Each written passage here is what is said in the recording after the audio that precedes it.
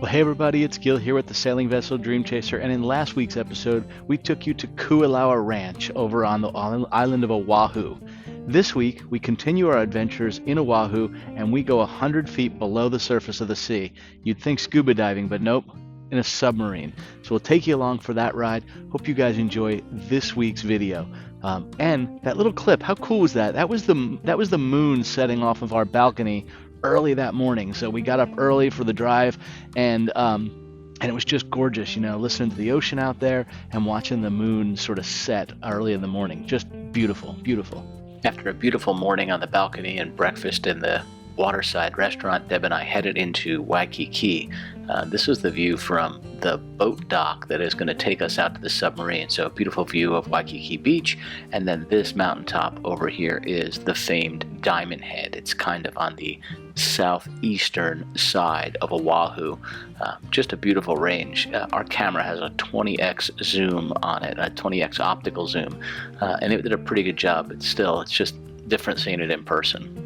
Waited to board this particular boat, which was going to take us out to the actual submarine itself, and we tied up to it. Everybody got off the boat and onto the sub, and then as the last of us got down onto the sub itself, forgive the camera motion, it's hard to do this from a moving boat, we began to go down, and I just got this footage actually of the submarine as it went down from aboard the boat. Forgive the motion, like I said, it was hard to hold the camera real still, and I had to keep adjusting the image to try and keep this in the center. But the seas were pretty rough and the wind was blowing quite a bit up top. But once you get down below that surface, boy, everything gets calm and peaceful for sure. So down below, the configuration of the sub was kind of interesting. It held about 64 passengers, and you sat back to back facing out windows, and you can see this view of the captain here. So we continue our dive going below 60 feet. And what was really interesting is just how simple the controls look. Like, there's a lot of switches here, but short of a joystick and a couple of other ballast valves, she didn't change a whole lot. And this window in the front that the captain has is sort of a dome shape, so she can put her head out into it to look down below if she wanted.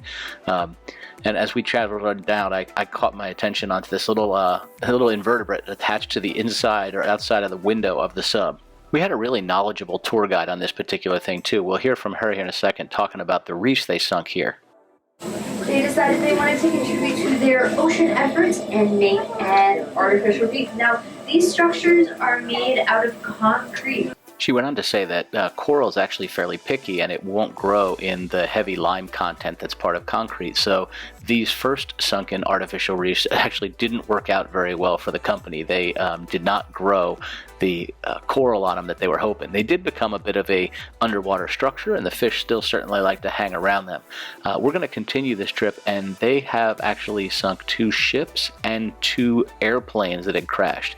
And what we're seeing here is we are coming up along the very first of the sunken aircraft. Really pretty interesting. They bought a couple of these old commercial aircraft that had been out of service or out of commission, and she was talking about all of the requirements that they have to go through via EPA and different environmental agencies to get these properly cleaned and prepared and ready. Paint can't be on them because that could be harmful to the environment below the water, so they really had to take a lot of time to sand all of these down or grind them all down to bare metal, certainly remove any kind of chemicals, etc. And what you're seeing here is the engine housing of that particular jet, and then we move on to the fuselage. So I'm just going to let you kind of enjoy the scenery here for a moment.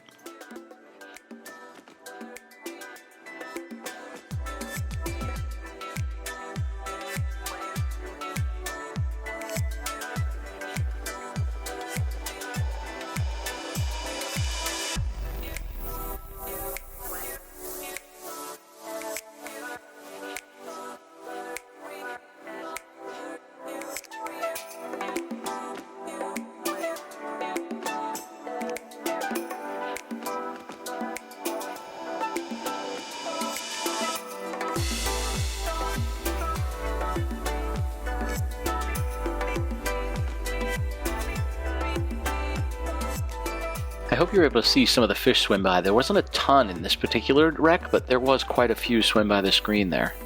As we continued our descent, we actually moved away from any reef system and just kind of out into the open water, if you will. And you can see here there's very little protection and very little structure out in this sandy part of the beach. As a matter of fact, our tour guide had a very interesting anecdote that I'll share with you in a minute from the Finding Nemo movies, but it was kind of interesting down here. Because it creates a home and a place for the small reef fish to live.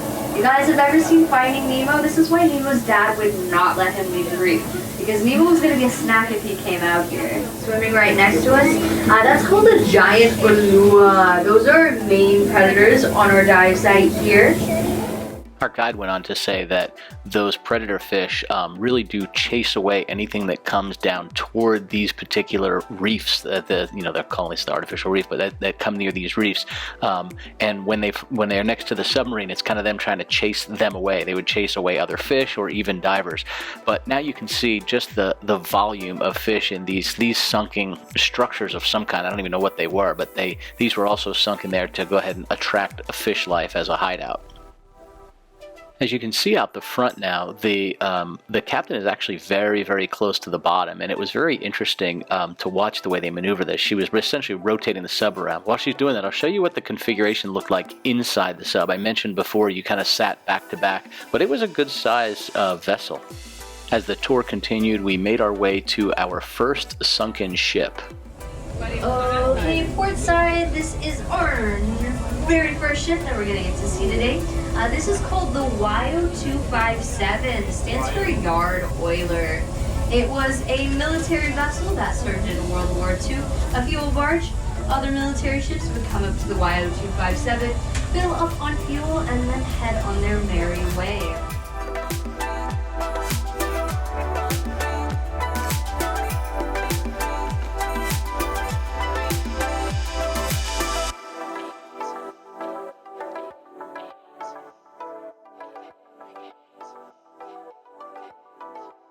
If you look in this structure here, just keep an eye on it. You'll continue to see fairly large reef fish. You know, some of these things were a good 2 feet, maybe 3 feet long in some cases.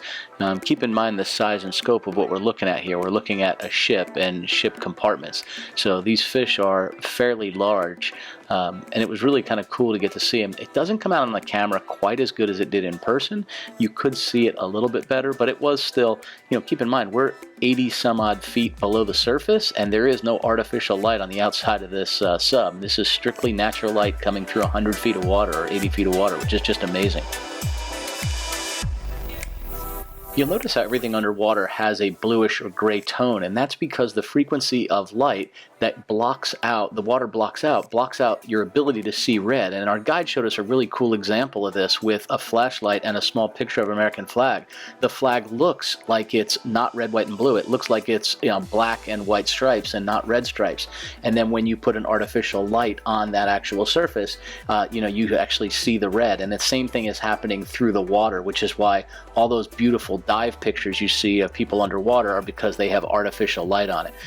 Deb and I then saw the same thing on her purse. I had her put a flashlight on it, which was pretty amazing.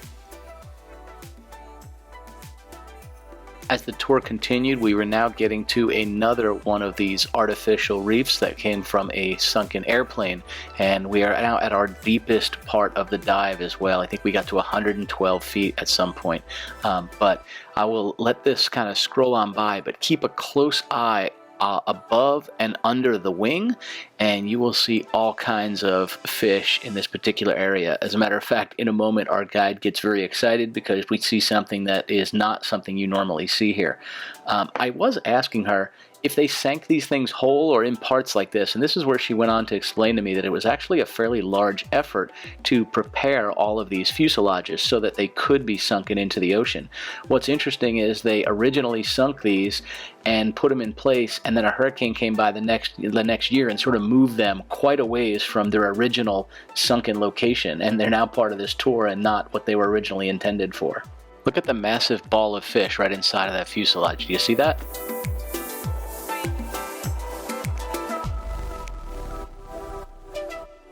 Guys, we have a white tip reef shark over on the port side. We have a white tip reef shark just right next to the wing. If you see him, he's kind of tucked into the sand. Small baby white tip reef shark, guys.